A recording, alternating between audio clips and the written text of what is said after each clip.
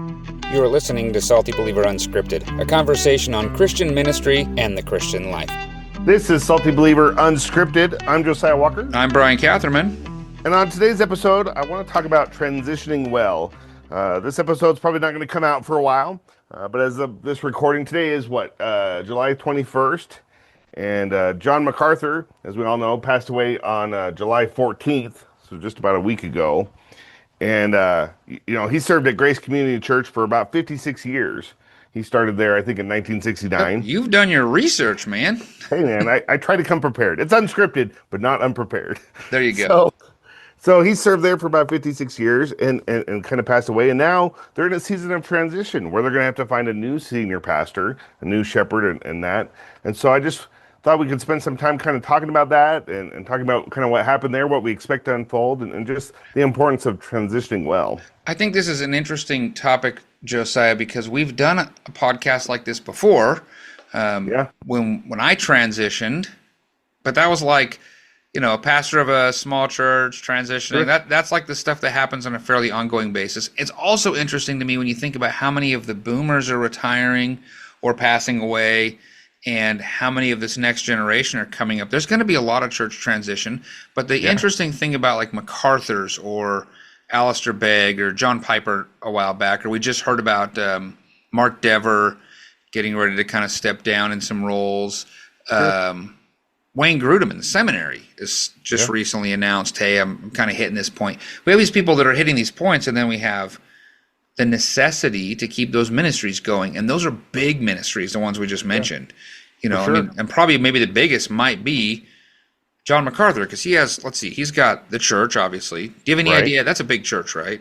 Yeah, it's a pretty big church. And then they have the Master's Seminary, too, that he had started. Oh, yeah. Because he's still he's like the functioning president or chancellor or whatever they call him, right? And then there's Grace to You, which Phil Johnson runs, which is kind of all the ministry of the videos and cassettes and recordings of everything that MacArthur's preached. How much is MacArthur involved? Do you know? I'm asking a lot of questions because I don't know. Sure. But do you know how involved he is in that ministry? I mean, we can talk about it. Yeah, Grace to You. Grace to You, I know Phil Johnson pretty much runs that, and he'll keep it going. But he just had like a big cancer scare too. So, how much more is he going to keep leading that ministry? And it's in a standalone building, so it's separate from the church campus, so it's its own thing. And it already has that leader, but and it's already got that. It's a separate entity, so it'll keep going. But I feel like the Master's Seminary was probably still really tied to Grace Community Church, or at least to John MacArthur. So yeah, even if those two are separate, I think John MacArthur has still been really actively involved up until recently at Master's Seminary, if I understand correctly. And then the church, I haven't seen them announce anybody coming up behind. I don't know what the situation is for their elders, but let's talk about, what I'm getting at is it's what'd you say? It's the 21st. We don't really know a lot of the details and facts, but what we want to do is share kind of how we're thinking about these sorts of things in a biblical and in a Christian organizational kind of way, so that we can see how this goes and what might happen. But we don't want to be the guys that come in on the back end and go, well, that was great or that was terrible. But we're just talking about it ahead of time to say this is kind of what we're thinking. So step number one, do you think there's, not that we're speculating everything about this, we want to talk about it, but do you think they have a transition plan? I don't know how we would know, but I don't know. It's very different from when the Pope passes away and you look for white smoke or black smoke. If they have a transition plan, I don't think they've really talked publicly much about that. I know as MacArthur's gotten older, there's been some interviews and some questions that have been asked at the Shepherd's Conference and that of like what happens when you pass away. And I don't feel like a lot of details have ever really been shared. No, because he kind of would always answer those questions like, well, I have a lot in me. I've been preaching for a long time, so I'm just going to drop dead in the pulpit and give everything I've got, but what comes after? Well, let me ask you this question, Josiah. Do you think, let's not talk about John MacArthur because we don't know. We're speculating about that brother. Great brother, really good work, but what's the pros and what's the cons of having a good transition plan already laid out? What are you thinking in your mind? Let's just go through a pros cons list. No, I think it helps for just the continuality of that particular local body of believers in that church, of being able to keep moving forward when there's already kind of a plan in place, even if it's in an unexpected situation where maybe the pastor has a heart attack or some tragic event happens, a car accident, and he passes away. The church already kind of has a blueprint for how to move forward. when you don't have that, I feel like that really opens the door for the wolves to come in, or some dissension, or maybe some infighting among the church, maybe even, sadly, among the elders, as they're maybe jockeying to kind of fill in that void and take that spot. And so I think the more that you have at least some sort of guideline for how a transition process should look, the better off the church will be, rather than just, we'll cross that bridge when we get there type mentality. I think, like, I'm not going to speak for MacArthur, but I'll speak for others that I've seen this happen. The philosophy is something like, well, that's not my job to determine what the church will do when I'm gone. Right. So we'll leave it up to them when we get there. I know I can think of a lot of cons to that, but can you think of a pro? Can you think of why that would be a good thing? I mean, I can't. Actually, I just thought of one, but go ahead. I'm just waiting and letting the church figure And just it say, out. I'm not going to be involved at all when I'm gone. I'm going to let them determine it all. What would be a good thing, good reason for that? The only pro I can think of is you don't have to worry about it, and you don't have to get frustrated over the process of the direction. So, like, MacArthur isn't worried about it. Right. He's not having to wrestle through that. He's not thinking about it right now. He's worshiping our Lord, right? What we never really think about is it can be hard for the current pastor or the pastor who's leaving to kind of be around in that season, because it kind of gets a little awkward as maybe the church shares some frustrations with either him leaving or his leadership or wanting to do things differently. Sometimes I think it's easier on the pastor himself to just leave and let the church figure that out. I know Alistair Begg, I think he stayed on staff at Parkside Church for about a year after announcing that, hey, I'm going to leave, I'm going to retire, but I'll give you one more year or something like that. And that I would think would be a hard year where you almost feel like a lame duck, like the president, where you've got some stuff you can do, but you're limited in what you can do, and you're having to kind of be around as people are talking about what's going to happen after you're gone. Some of that, I think, is going to depend on personality. I mean, I'm working with a guy who's at retirement age, and at any point could say, I've decided to go spend time with grandkids. And his heart and his personality is, I just want to set this up the best I can for you guys. So let's talk through what's healthy. What would you like? But it's not like he's saying, this is what you must do. Right. This is how it must go. And so I would say that the pro from the church's perspective that I'm thinking about is it gives them a chance to say, Bob Snuffy was a great pastor, but there's a few things that would be helpful we change, or maybe Bob Snuffy was a little dated in some things, or maybe, and so now it gives the church a chance without Bob Snuffy involved to make those changes without feeling like the undue influence. So let's say the pastor's not a good pastor, like that, right? Or there is some problems. It makes it easier. That's the pro I can think of. Easier to address it, right? Yeah, absolutely. And I think it's good to kind of see how there are seasons to a church, right? Churches have different seasons. So somebody coming in behind a current pastor is going to be different. His preaching style is going to be different. His personality is going to be different. Some churches, I think, go, hey, we love our pastor, so we just want to find somebody identical to him. Yeah, or maybe he can train up that person to do work just like he's doing it. And who it doesn't comes really in work that way. behind John MacArthur? Right. I mean, everybody's going to expect him to be just like John MacArthur, which is really pretty unfair if you think about it. Like, there is no other John MacArthur. No, absolutely not. Even if you preach the way that he preaches, you're not going to be like John MacArthur. Let's put it. I want to come back to maybe how you can prevent that from happening. The next guy can't come in. I want to come back to that. So let's put a pin in that one. Let's come back to some of the cons to just dropping dead and expecting the church to handle it. What are some cons you can think of? I think it's difficult to set the church up for good success, like I said, because you haven't helped them transition. I think there's something to be said for helping, maybe stepping down and becoming a pastor emeritus and sticking around and kind of helping support the guy who comes in behind you, or just really teaching the church how to transition. I mean, transition is a part of life. We all pass away. We all die. We're all going to be called home to glory at some point. So it's important to recognize for the church that I'm not going to be here forever. And the preaching and the church and the identity of the church can't be all surrounded about who the lead pastor is. Yeah. It's got to be around the gospel. So the really hard part about, see, it's like you're writing a will, but it's not just the pastor saying, this is what I want everybody to do and remember, but the will helps everyone know what the next step should be. Right. So I think the pastor thinking about a transition plan, even long before, I mean, Mark Dever said his job was to come in and set it up for the next guy, and he started thinking about the transition plan on day one when he was in his 20s or something. Yeah. But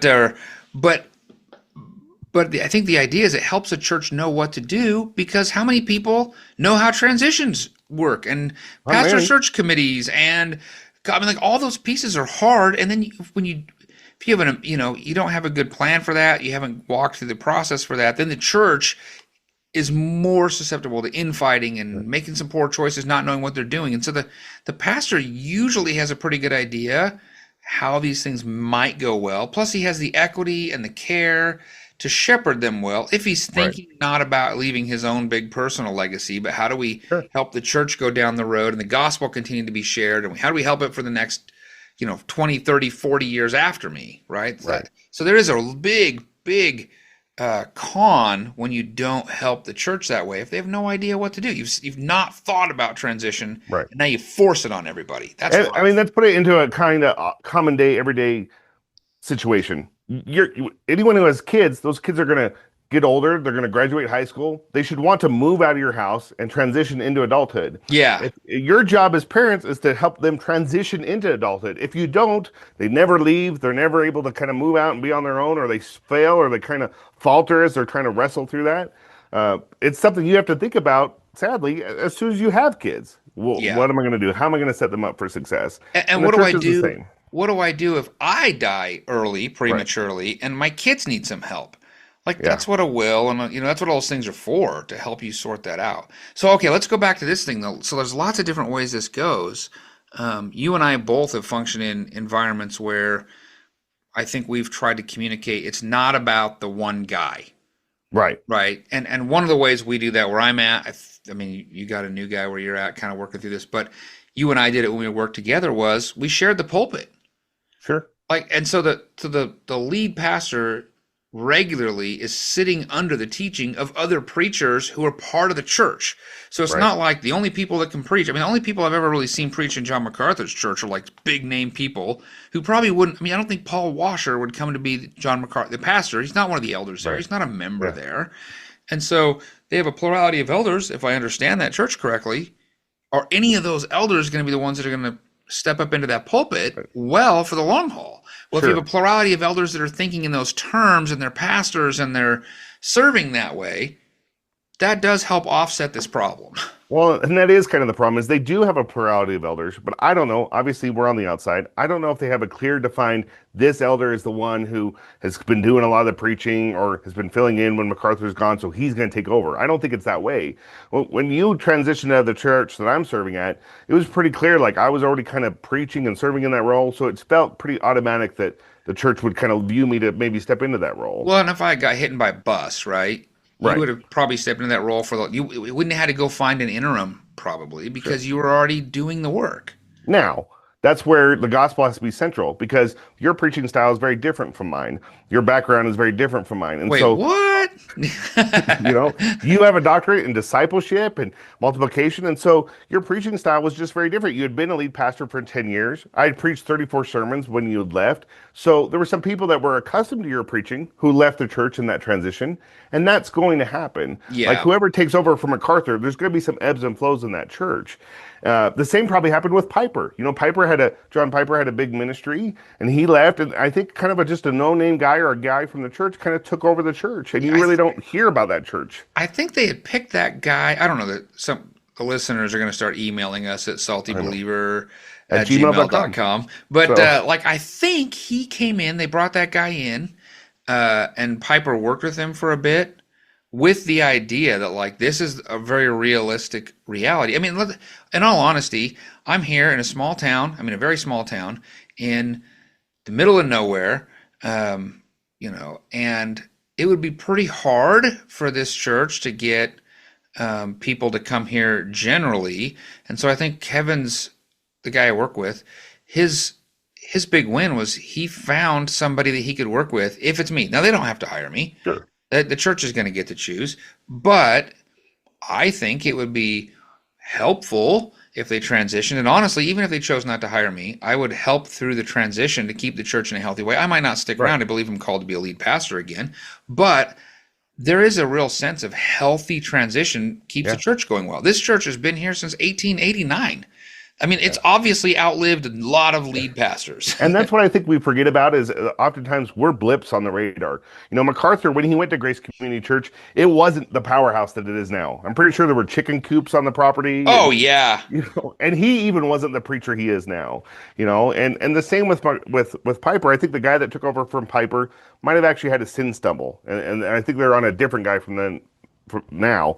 But what happens is that churches kind of keep going. And Piper's ministry keeps going. I feel like MacArthur's ministry was so tied to Grace Community that they're both kind of interwoven together. Yeah. And what we forget is there's a lot of small churches or a lot of just nominal churches or churches that people don't know about. I mean, here in Utah, Idaho, where I am, there are a lot of pastors who are getting ready to retire. And they're not in big ministries, but the work goes on and the gospel work goes on. And that's what we need to remember is there was a lot that went on before us. We're not all going to be big powerhouses like Paul or John MacArthur, but we are servants of the Lord. And so the best thing we can do for our church is really set them up to continue going forth because it's Christ's church. We're just his under shepherds. That's a good word, man. That's a good word. Also, in all of that, I think it's really helpful for us to remember that we are shepherds of God's flock. Yeah. And God will raise up more shepherds. God will continue to care for his flock.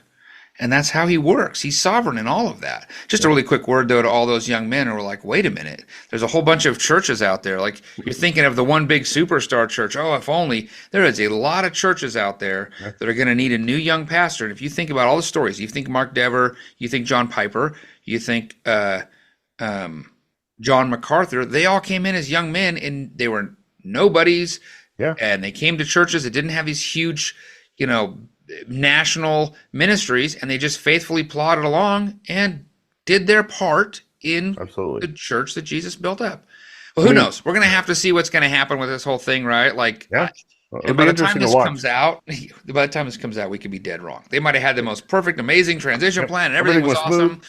Yeah. The truth of the matter is, though, whether you're like, oh, this man's really old, and we should probably be thinking about transitioning, or not, I think I really like Dever's approach. Like, always be setting it up for the next guy, thinking about the future long beyond you, because we're just a vapor. You're here today, gone tomorrow.